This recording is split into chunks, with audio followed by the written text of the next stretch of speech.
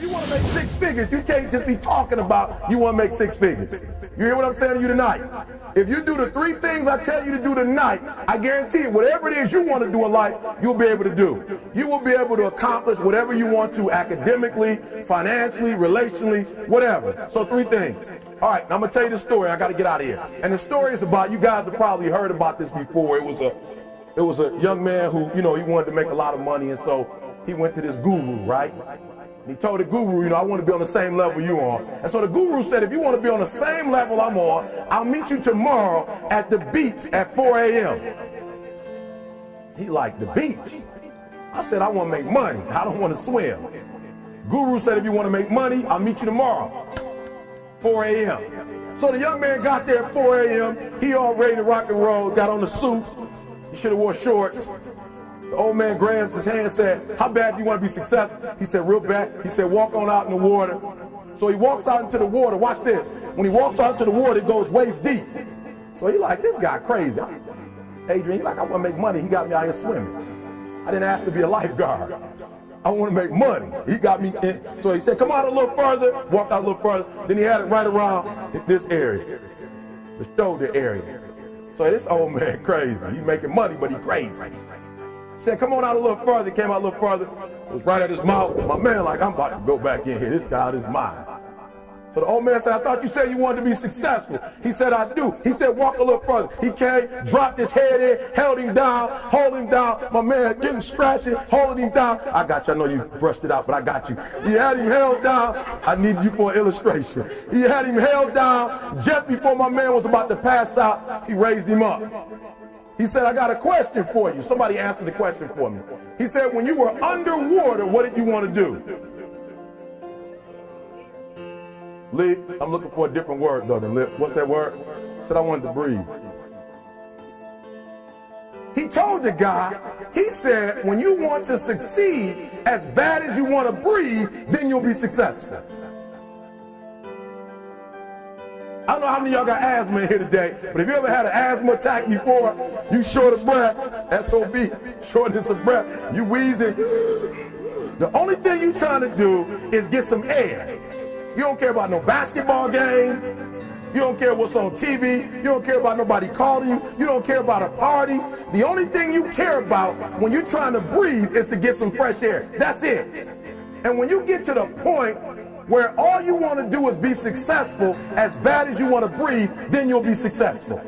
And I'm here to tell you, number one, that most of you say you want to be successful, but you don't want it bad. You just kind of want it. You don't want it badder than you want to party. You don't want it as much as you want to be cool. Most of you don't want success as much as you want to sleep. Some of you love sleep more than you love success. And I'm here to tell you today, if you're going to be successful, you've got to be willing to give up sleep. You got to be willing to work off for 3 hours of sleep, 2 hours. If you really want to be successful, some days you're going to have to stay up 3 days in a row. Because if you go to sleep, you might miss the opportunity to be successful. That's how bad you got to want it. You got to go days without, listen to me, you got to want to be successful so bad that you forget to eat. Beyonce said once she was on the set doing her thing, 3 days had gone by, she forgot she didn't eat. Because she was engaged. I never forget when 50 Cent was doing his movie, I did a little research on 50, and 50 said that when he wasn't doing the movie, he was doing the soundtrack. And they said, when do you sleep, 50? Sleep, he said, sleep. Sleep is for those people who are broke. I don't sleep. Said, I got an opportunity to make a dream become a reality. Football players, how many football players? Got anybody like football in here? Raise your hand. Anybody like football? Emmitt Smith. I used to be a Cowboy fan before they did my boy Tom Landry wrong. I used to be a Cowboy fan. And watch this, there was a commercial. Emmitt Smith had won his first Super Bowl, and he had this commercial when he was lifting weights. I don't know if you saw the commercial when he was lifting, and Emmitt said, you know what? I won the Super Bowl, so I can rest now. He was doing his bench press. So he said, I won the Super Bowl, so I can rest now. So he throws up about 325, boom, and he rests for about 2 seconds. Then he, boom, boom, Boom. Did you see that? He'd already won a Super Bowl. He said, I think I'm going to take a rest. And he rests for how long? 1 second. Most of you won't be successful because when you're studying and you get tired, you quit. And I'm here to tell you today, if you got somebody came in my office the other day crying. I said, look, don't cry to give up. Cry to keep going. Don't cry to quit. You already in pain. You already hurt. Get a reward from it. Don't go to sleep until you succeed. Listen to me. I'm here to tell you today that you can come here, you can jump up, you can do flips, you can be excited when we give away money. But listen to me, you'll never be successful until I don't have to give you a dime to do what you do. You won't be successful until you say, I don't need that money, because I got it in here. So listen to me. Emmett Smith said this at the end of the commercial. Emmett Smith said, all men are created equal. Some work harder in preseason. I'm going to say it again because you might have missed it. All men are created equal. Some work harder in preseason. So that means that there are some people who are going to see the professor, going to see the TA. And even when the professor says, I don't meet with you, my TA meet with you, you say, I don't want to talk to your TA. I don't pay the TA. I pay you to teach me. So you're going to have to find some time to meet me. If I got to meet you at the mall, if I got to meet you at your house, you are going to see me. Listen to me. All men are created equal. Some work hard in preseason. When I went to college, guys were way smarter than me. 4.0s, 3.0s. They went to the Ivy League high schools, came to Oakwood from these great high schools. Most of them are not doing what I'm doing. Why? Because it's not about where you come from. It's about heart. You come to a place where, being smart ain't enough. You got to have heart. That's number one. Watch number two. Number two, catch number two. I wrote it down. I wanted to make sure you got it. It says to be, watch this. We're talking about sacrifice now.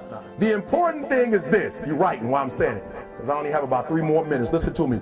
The most important thing is this.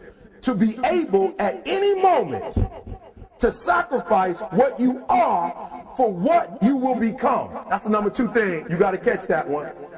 To be able to, listen to me, at any moment.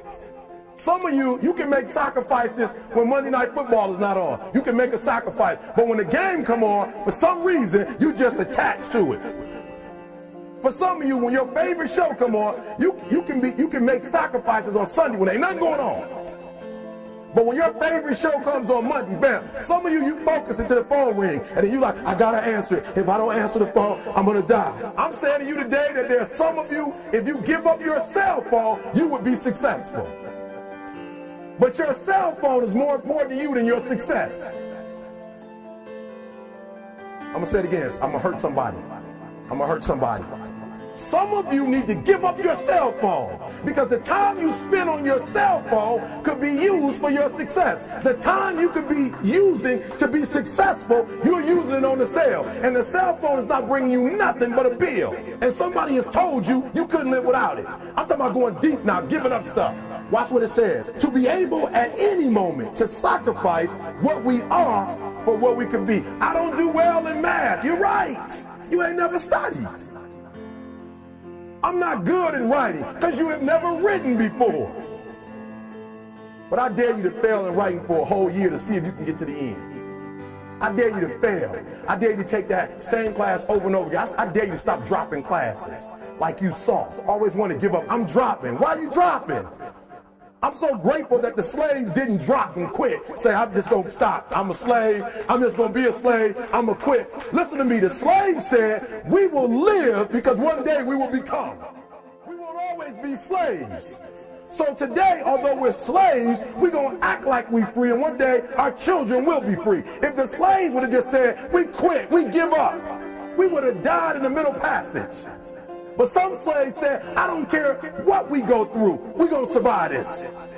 400 years of slavery, we're going to get through this. And you can't get through it 1825. You can't get through a writing class, and you got tutor after tutor, resource after resource. The problem is, you ain't never felt no pain before. You're soft. It's a soft generation.